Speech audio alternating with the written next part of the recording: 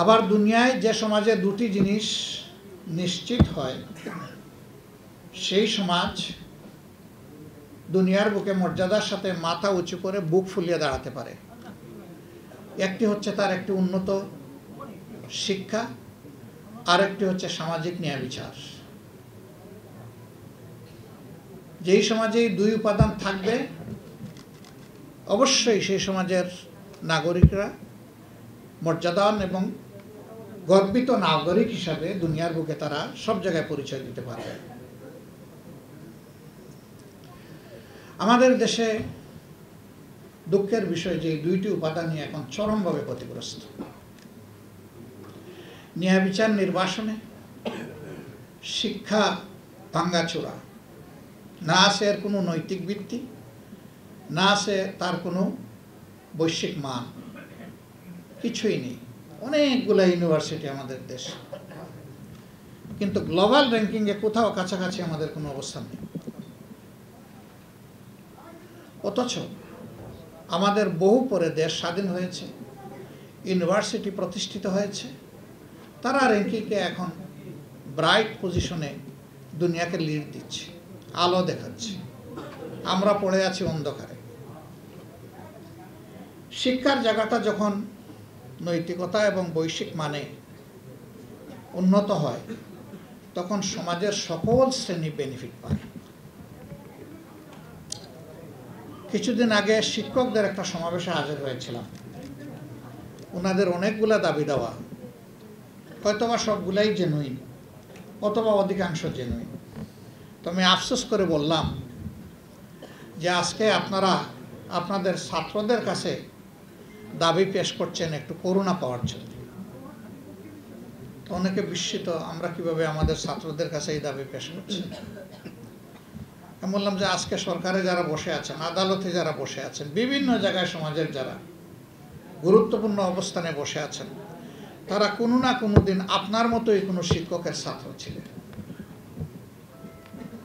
সেদিন সেই ছাত্র মহোদয়কে অথবা ছাত্রী মহোদয়াকে আপনারা যদি ওই শিক্ষাটা দিতেন, যে শিক্ষা মানুষকে মানুষ হতে শেখায়, যেই শিক্ষা মানুষকে পরস্পরকে সম্মান করতে শেখায়, ভালোবাসতে শেখায়, তাহলে আপনাদের মতো সম্মানিত লোকদের আজকে দাবি দেওয়ার জন্যে অসহায় এতিমের মতো আজকে প্রেস ক্লাবের সামনে রাস্তায় বসতে হতো না।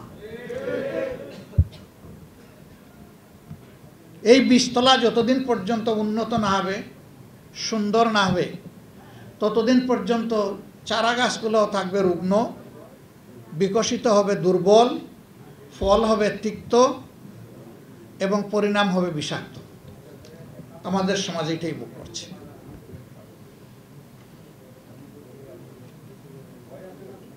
বিচারাঙ্গনে আপনারা যারা আছেন তাদের প্রতি আমার ছোট্ট একটা অনুরোধ, আপনারা বিচারকের অংশ। আপনারাই তো বলেন বার এবং বেঞ্চ মিলে বিচার।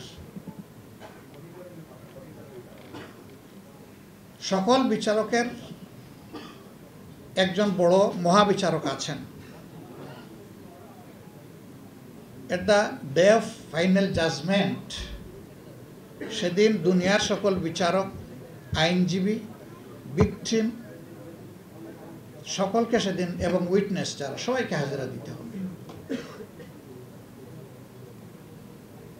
সেই দিনটা আল্লাহর বিচারে আমার অবস্থানটা কি হবে? ওই দিন যে ক্লিয়ারেন্স পেয়ে যাবে সে পরম সৌভাগ্যবান, আর যার ক্লিয়ারেন্সটি আটকা পড়ে যাবে তার ডেস্টিনেশনটা হবে বড় ভয়ঙ্কর। রাসূল পাক সাল্লাল্লাহু আলাইহি সাল্লামের জবানের একটা কথা অসত্য নয়। তার জীবদ্দশায় সবগুলার প্রমাণ বাস্তবে দুনিয়াবাসী প্রত্যক্ষ করেছে। তিনি বলেছেন, অল্প কিছু ন্যায় কাজের ঘাটতির কারণে যাকে সর্বনিম্ন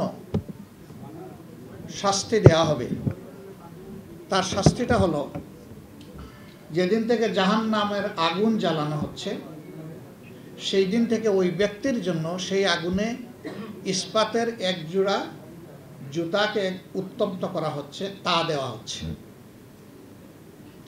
ভার্ডিক্ট ডিক্লারেশনের পরে তার পায়ের নিচে ওটা পরিয়ে দেওয়া হবে।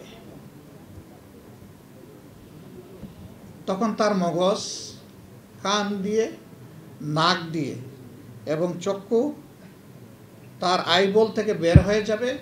এই 3 জায়গা দিয়ে পানি হয়ে তরল হয়ে ফুটা ফুটা হয়ে পড়বে।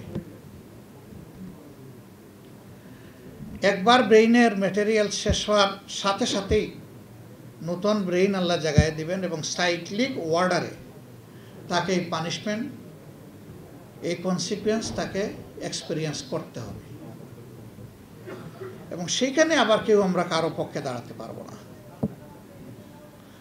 তবে যদি আল্লাহ তার কোনো বিশেষ ব্লেসড স্লেভকে, বান্দাকে এই ব্যাপারে এলাও করেন, তাইলে তিনি কিছু বলতে পারবেন, কিন্তু তাকেও সঙ্গত কথা বলতে হবে। কাউলান সাদিদা, যা ইচ্ছা তাই বলতে পারবেন না, গুড় পেশ করে কথা বলতে পারবেন না।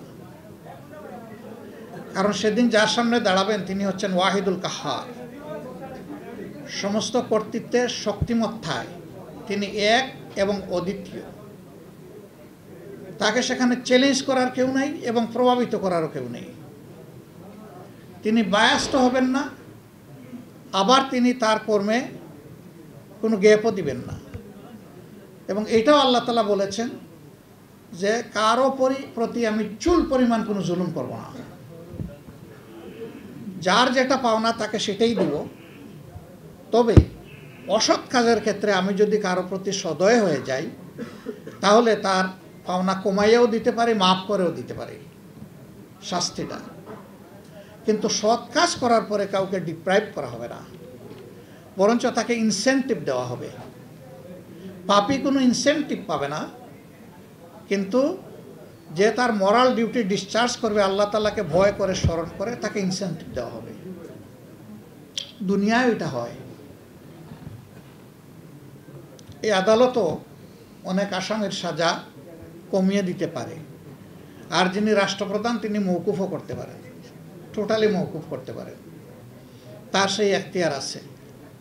সেই এখতিয়ারটা তিনি যখন প্রয়োগ করবেন, তখন তাকে মাথায় রাখতে হবে যে সার্টেন পারপিট্রেটর, যে ক্রাইম তিনি কমিট করেছেন, তাকে যদি ওয়াইবার দেওয়া হয়, তাহলে এইটার বেনিফিট তিনি এবং সমাজ ইকুয়ালি এনজয় করবে, নাকি এই ছাড় পাওয়া ব্যক্তিটি আরো ভয়ঙ্কর হয়ে উঠবে। কিন্তু দুঃখজনকভাবে সত্য যে আমরা সচরাচর প্র্যাকটিসে এটা দেখি না, আমরা তার ব্যতিক্রম দেখি। এখানে সাধারণত পলিটিক্যালি মোটিভেটেড হয়ে এই বিষয়ে সিদ্ধান্ত দেওয়া হয়। ইয়েস, দুনিয়া আপনি পারবেন, কিন্তু আখেরাতে আপনি নিজেকে জাস্টিফাই করতে পারবেন না। সেই দিন আপনি আটকা পড়ে যাবেন। আমার ভাই নুরুল ইসলাম বুলবুল আমাদের বিজ্ঞ আইনজীবী সমাজের কাছে সমাজের প্রত্যাশার 6টা-7টা বিষয় তুলে ধরেছে।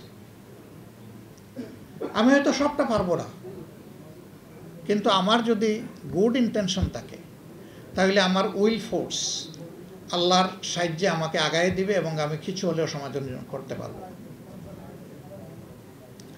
আমার রিজেকের ব্যাপারে I my self is the best witness. আমার সামনে আমার তরুণ জীবনে অনেক হাত ছানিয়ে এসেছে, আমি ওদিকে ফিরে তাকাইনি, কিন্তু আমি চাইনি এমন জিনিস আমার কাছে এসে গেছে সবগুলো। এ থেকে আমার নিজের আস্থা নিজের উপর এতটুকু হয়েছে যে আমি চাই অথবা না চাই, আমার ক্রিয়েটর যদি চান, তাহলে যা আমার জন্য অ্যালট করবেন সবটাই আমার ভাগে আসবে। এটা ভালো হইতে পারে, খারাপ হইতে পারে। ভালো কর্মের ভালো ফল হবে, খারাপ কর্মের খারাপ ফল হবে। সুতরাং আমরা যখন বারবার জেলে যাই, এটা বড় সৌভাগ্য। আমাকে অনেকে জিজ্ঞেস করে, আপনি কি চিকিৎসা কাজ করতে পারেন? আমি পারি, জেলে গেলে পারি, বাইরে থাকলে পারি না। এই সময়ে পাই না, আর আমার প্রয়োজনও হয় না, কারণ আমার চাইতে আরও অনেক স্কিল পার্সোনালিটি সমাজে রয়ে গেছেন সার্ভিস দেওয়ার জন্য। কিন্তু জেলে গেলে সেই আমার মানের লোকও নাই সেখানে। মানুষের যে কি পরিমাণ ভোগান্তি হয়, যারা জেল এক্সপিরিয়েন্স করেছেন তারা এটা বলতে পারবে। তো আমি জেলকে আমার জন্য অনেক ব্যাপারে অপরচুনিটি হিসাবে নিয়েছি। শাস্তি হিসাবে নিলে শুধুই কষ্ট পাবো, দরকার নাই। আমি নিয়েছি অপরচুনিটি হিসাবে। সরকার আমার প্রতি খুবই আন্তরিক ছিল। এই জন্যে 5 বছর পর পর আমাকে নিয়ে যেত গেস্ট হাউসে। আবার নিলে বলতো যে বহুদিন পরে আপনার আতিথেয়তা আমরা ব্যবস্থা করেছি, তাড়াতাড়ি আপনাকে আমরা চাইবো না, থাকেন, আমাদের সাথে থাকেন। আমি সেইভাবেই এনজয় করেছি আলহামদুলিল্লাহ। আমার কষ্ট লেগেছে, ওই জায়গাটায় বহু মানুষের সাথে আমার সাক্ষাৎ হয়েছে। একবার 82 বছরের একজনকে ওয়েবার দিয়ে তাকে মুক্ত করে দেওয়া হলো। সে বলল যে আমাকে এইখানে কবর দেন, আমি যাব না, আমার যাওয়ার কোনো জায়গা নেই। 37 বছর ধরে আমি জেলে আছি। কেউ দুনিয়ায় আমার বেঁচে আছে কিনা আমি জানি না, তবে আমি নিশ্চিত আমার কোনো ভিটামাটি নাই। কারণ প্রথম দিকে আমার মামলার তদবির করতে গিয়ে, কার্যক্রম চালাতে গিয়ে আমার ভিটামাটি সহ সব কিছু বিক্রি করে দেওয়া হয়েছে। জেল অথরিটি বলতেছে আপনাকে তো আর 1 ঘন্টাও রাখতে পারবো না। বলছে আমি যাব না, আপনারা রাখেন না রাখেন, আমি থাকবো এখানে। সে চিৎকার করে কাঁদতে শুরু করলো। জেল অথরিটি হাইয়ার অথরিটির সাথে যোগাযোগ করলো, কিন্তু জেল কোর্টে তো তাকে 1 মিনিটও আর রাখার কোনো সুযোগ নেই। সেই লোকটাকে পাজাকুলা করে জেল থেকে বের করে দেওয়া হলো। আবার অনেকে জেল থেকে বের হলে মনে হয় যেন মায়ের পেট থেকে নতুন করে আমার আরেকটি জন্ম হলো, সেই খুশির আনন্দে সে বের হয়ে আসে। আর এই লোকটা বলতেছে আমি যাব না, আমাকে এখানে কবর দেন। সেরকম বহু লোকের সাথে সাক্ষাৎ হয়েছে। আনডিউলি সে ভিক্টিমাইজড হয়ে বছরের পর বছর জেলে আছে, কিন্তু তার জন্য বলার কেউ নাই, করার কেউ নাই।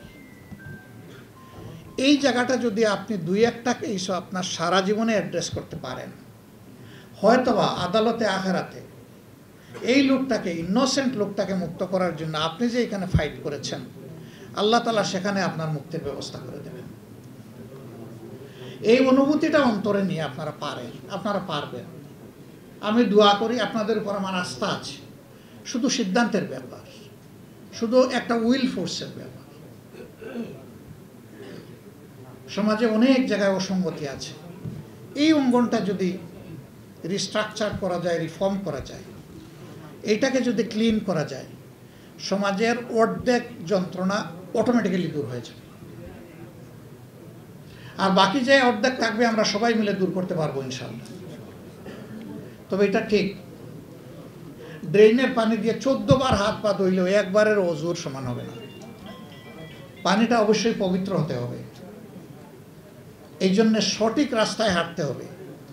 সঠিক রাস্তায় হাঁটলেই সমাজের মুক্তি আসবে, বেঠিক রাস্তায় হাঁটলে কখনো আসবে না। আমি হজ করতে যাব, মস্কোর প্লেনে উঠলে তো আমার মক্কা যাওয়া হবে না, আমাকে জেদ্দা অথবা মদিনার প্লেন ধরতে হবে, হজে যেতে হবে। আমরা মনে করি, বিশ্বাস করি, স্রষ্টা তার সকল সৃষ্টির প্রতি সবচেয়ে বেশি ভালোবাসা রাখেন। সেই স্রষ্টার পক্ষ থেকে মানব জাতির জন্য ভালোবাসার উপহার হিসাবে যে বিধান এসেছে তার নাম ইসলাম। এটা শুধুমাত্র মুসলমানদের জন্য নয়, সমস্ত বিশ্ববাসীর জন্য। এই ইসলাম বেস্ট সলিউশন। ইসলামের আইনকে চ্যালেঞ্জ করার মতো কোনো আইন দুনিয়ায় এখন পর্যন্ত কবি একটা আইনও রচনা করতে পারে নাই। আমরা বলি যে আমাদের মাদার ল হচ্ছে ইংলিশ ল, ইটস আনট্রু। আমাদের মাদার ল হচ্ছে ডিভাইন ল। যতগুলা আইন দুনিয়ায় প্রণীত হয়েছে তার ম্যাক্সিমাম আল্লাহর দেওয়া আইনকে অনুসরণ করে হয়েছে। এই জন্য বিদ্যমান আইনের সাথে কোরআনের আইনের সংঘর্ষ কম জায়গায়। যেই জায়গায় সংঘর্ষ বুঝতে হবে, কোরআনিক ল উইল প্রিভেইল, এবং বাকি যেটা সেটা প্রিভেইল করবে না। আমার সম্মানিত ভাইয়েরা, আমরা রোজার একদম শেষ পর্যায়ে চলে এসেছি। আজকে 9 ইফতার, 6টা 9 ইফতার। ইনশাআল্লাহ আল্লাহ তাআলার দরবারে দোয়া করি, এই ইফতার গ্রহণ করার মধ্য দিয়ে আল্লাহ তাআলা আমাদেরকে গুনাহ খাতা থেকে মুক্ত করুন। এই দশকটা হচ্ছে মানুষকে আল্লাহ তাআলা মাফ করে দেওয়ার দশক। যাদের নামের তালিকা তৈরি হচ্ছে আল্লাহর দরবারে মাফ করে দেওয়ার জন্য, আমরা যেন সবাই এই 3 হলে যারা আছি এবং আমরা যাদেরকে ভালোবাসি, আল্লাহ যেন তাদের সকলকে মাফ করে দেন। রাব্বুল ইজ্জত যেন আমাদের দেশের প্রতি শান্তির ফয়সালা নাজিল করেন, রহম করেন। একটা ওয়ান্ডারফুল সোসাইটি, একটা হিউম্যানিটারিয়ান সোসাইটি গড়ার জন্য, বিল্ড আপ করার জন্য কোরআনের আইনের ভিত্তিতে আমরা যেন একটা মানবিক বাংলাদেশ গড়তে পারি, এই ব্যাপারে আল্লাহ তাআলা যেন আমাদেরকে তৌফিক দেন। আপনাদের সকলের আন্তরিক সহযোগিতা কামনা করে আজকের এই অনুষ্ঠানে আমাকে হাজির হওয়ার দাওয়াত করার জন্য আমি লয়ার্স কাউন্সিলের প্রতি কৃতজ্ঞতা জ্ঞাপন করছি, আল্লাহর প্রতি শুকরিয়া আদায় করছি এবং আমি দোয়া করি আল্লাহ তাআলা আপনাদের সকলকে হায়াতে, সিহাতে, ইজ্জতে, রিজেকে, ইলমে এবং আমলে বারাকা দান করুন।